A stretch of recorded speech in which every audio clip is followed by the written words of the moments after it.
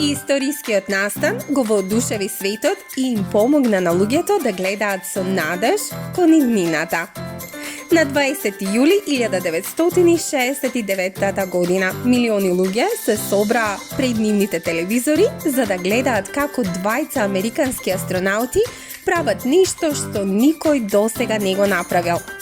Носејќи гломазни, вселенски оддела и буци со кислород за да дишат, Нил Армстронг и Едвин Баз Олдрин станаа првите луѓе што зачекорија на месечината. Откако двајцата стапнаа на површината на месечината, Армстронг ги објави овие познати зборови. Тој рекол: "Ова е еден мал чекор за човекот, но еден огромен скок за човештвото." Пред луѓето да можат да го направат овој чекор на месечината, се случија неколку други вселенски слетувања. Во 1957 година Русија го лансираше првиот вештачки сателит Спутник 1 во Вселената. Потоа САД лансираа неколку своји сателити и двете земји се надеваа дека ќе бидат првите што ќе испратат човек во Вселената. Во 1961 година едно лице отиде во Вселената. На 12 април русинот Јури Гагарин стана првиот човек. Помалку од еден месец подоцна, Алан Шепард од САД стана првиот американец во Вселената. Подоцна, НАСА започна да постои и да работи.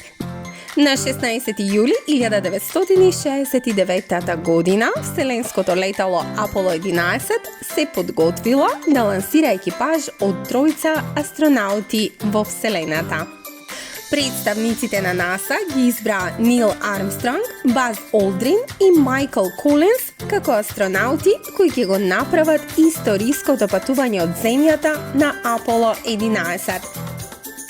Само 4 дена по лансирањето од Вселенскиот центар Кенеди во Флорида, леталото се приближи до површината на месечината. Пред да се допрат, тројцата астронаути се разделија.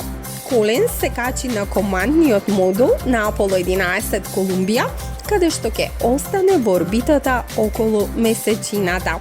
Додека Армстронг и Олдрин се качија на лунарниот модул на Аполо 11 Орел и почнаа да се спуштаат на површината на месечината.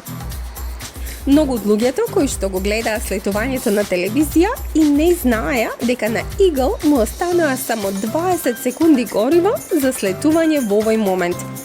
Армстронг и Олдрин погледнаа низ прозорците на модулот во безживотниот и неплоден месечински пейсаж.